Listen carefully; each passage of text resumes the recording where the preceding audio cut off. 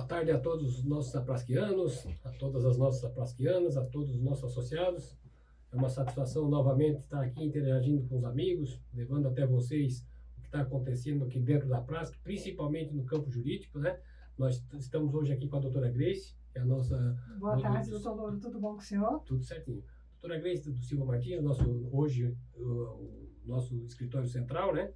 E tem uma série de situações a serem abordadas, muitas situações positivas, muitas notícias boas.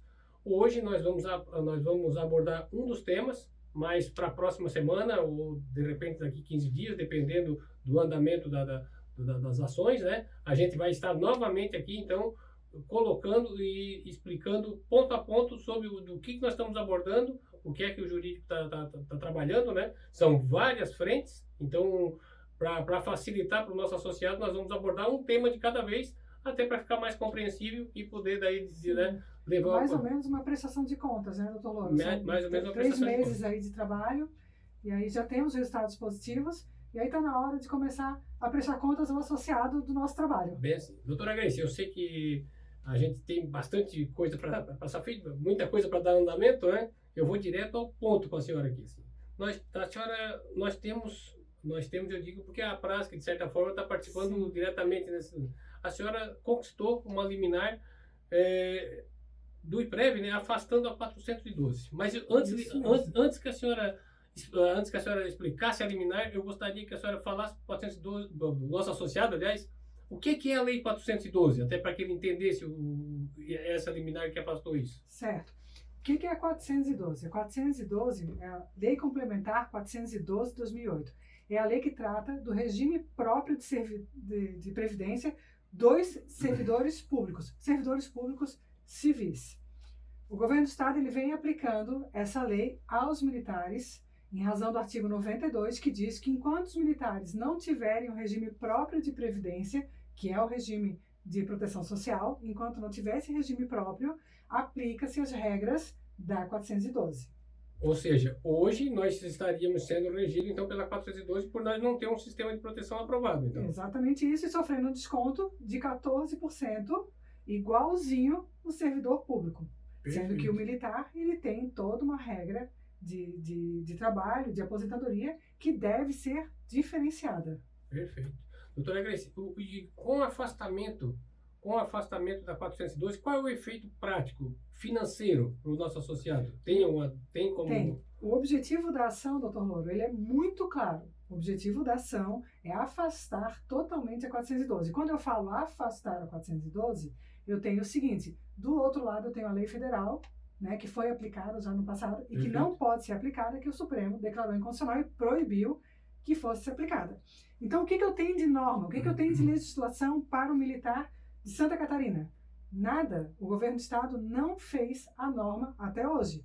Então, eu peço o afastamento da 412 e ponto final. Eu não peço a substituição da 412 por nenhuma outra norma. Qual é a consequência? Qual é a intenção da ação?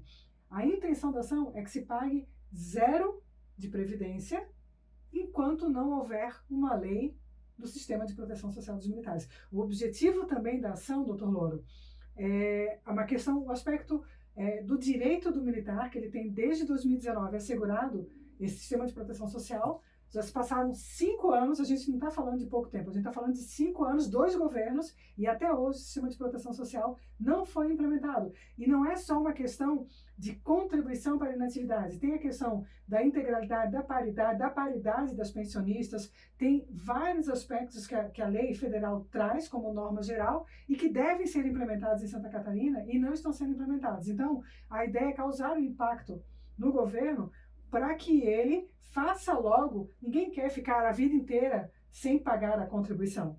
A ideia da lei é a ideia da ação é forçar o governo a se mexer e implementar o sistema de proteção social.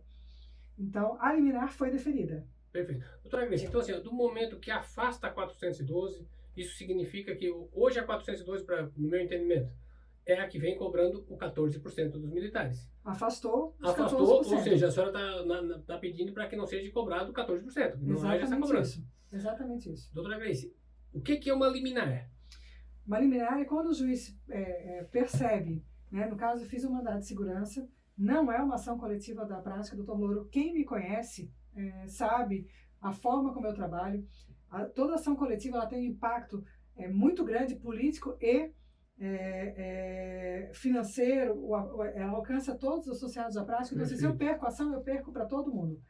Então, eu sempre faço uma ação judicial de forma individual para eu perceber qual é a conduta do judiciário, porque se eu perder a ação, eu nem vou colocar a prática numa aventura, porque existe uma questão chamada sucumbência. Toda ação judicial ela gera sucumbência, então eu não posso colocar a prática numa aventura jurídica. Então eu consolido a tese primeiro com ações individuais e depois disso a gente faz a coletiva. Então tem uma ação só, tem um mandado de segurança em andamento que o juiz reconheceu o direito líquido e certo e afastou a incidência da Lei 412. Reconheceu como ilegal a aplicação da Lei 412. Perfeito. Então, só para ver se meu raciocínio está correto, doutora Grace, nós somos em torno de 15 mil sócios, 15 mil policiais, que em tese teríamos esse mesmo direito. A senhora pegou um policial e fez o teste para verificar se o judiciário ia ter o mesmo entendimento da senhora e ia afastar, e deu certo. O judiciário entendeu dessa forma. Deu certo. Agora a senhora já tem a receita e pode usar isso para toda, em tese, para todo... É que assim, quando a gente entra com uma ação, não são muitos juízes, né? A vara da fazenda tem os juízes da vara da fazenda são sempre os mesmos. Então, se ele já formou o entendimento dele, é muito provável que a hora que a gente entre com a coletiva, ele dê o mesmo entendimento, mesma decisão, porque ele já estudou a matéria. A minha intenção, doutor Louro, quando eu faço uma ação individual, é dar a oportunidade do judiciário conhecer a matéria que a gente está levando. Perfeito. E não adianta a gente fazer uma enxurrada de ações individuais, porque também isso é mal visto no judiciário, porque ele já tem tanto trabalho, quando entra com várias ações, o juiz fica louco, mas para que isso? Então, assim, eu faço uma ação, dei a oportunidade do magistrado estudar a matéria, conhecer o assunto, e ele muito tranquilamente nos deu a liminar.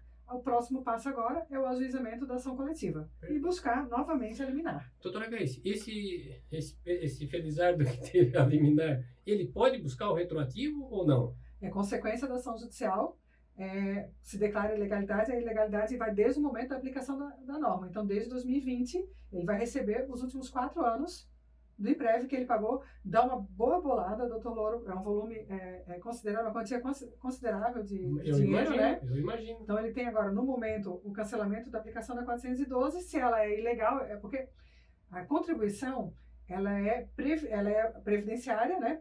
Muito embora o militar não esteja no regime próprio de previdência, mas ela é considerada pela justiça como previdenciária. Toda contribuição previdenciária ela é um tributo. Então, se o tributo foi declarado ilegal, porque a lei que está se utilizando é ilegal, não pode ser aplicada ao militar, a consequência é a devolução de todo o período em que essa lei foi aplicada. Eu não consegui fazer o cálculo para o senhor, mas eu posso depois entregar, porque quando a gente faz o cálculo do valor da causa, a gente coloca as parcelas retroativas e o valor das parcelas vincendas, que é equivalente a 12 meses. E eu não consegui abrir a ação para trazer para o senhor o valor exato da causa, mas é um valor bem significativo. Doutora Grace, esse recém-nascido, essa liminar, agora, quanto tempo ainda a senhora precisa para estudar, para se aprofundar, para que a gente possa propor, de repente, uma assembleia para entrar com uma coletiva, né, para buscar esse direito também? Doutor Louro, o prazo para recurso já passou, né? Então, assim, nesse mês agora de março já entra a aplicação da decisão já entra no contra-cheque do associado, não pode mais ter a cobrança pela 412. Então, eu acredito que só depende agora da prática, aprovar, porque também não adianta, doutor Louro, a gente esperar ad eterno, porque como eu disse para o senhor, a ideia principal é fazer o governo se mexer. Eu acredito que o governo, com uma liminar desse porte, chame a prática e resolva essa questão do sistema de proteção social que precisa ser aprovado. Perfeito. Eu também imagino que a movimentação no centro administrativo com a chegada dessa notícia, vai chegar lá, é lógico, vai ser meio que imediata, né? Doutora Grace, eu vou deixar, hoje nós vamos a ideia é fazer um programa bem sucinto, para que a gravação não fique muito grande, para que o nosso associado possa, então, de posse desta informação, poder, se tiver alguma dúvida, pode entrar em contato conosco, aqui, pessoal, aqui na prática, nós vamos estar prontos para responder e para tirar as dúvidas com relação a esse resultado, essa notícia positiva que a doutora Grace nos trouxe hoje, né? E eu deixo a todos uma boa tarde, né? Passo a palavra da senhora para as considerações finais aqui do nosso Doutora, programa. eu agradeço a confiança, agradeço a oportunidade de vir aqui trazer boas notícias. Quero dizer que semana que vem tem mais notícias boas. Eu tenho trabalhado a todo vapor para poder colocar as coisas no trilho. Então, eu tenho notícia boa sobre a questão da hora extra, eu tenho notícia boa sobre a questão de PREV 1, que é aquele da aplicação da lei federal. Perfeito. Eu tenho várias notícias boas aí para trazer para o pessoal. Bem assim. Boa tarde para vocês. Um abraço a todos e até a próxima.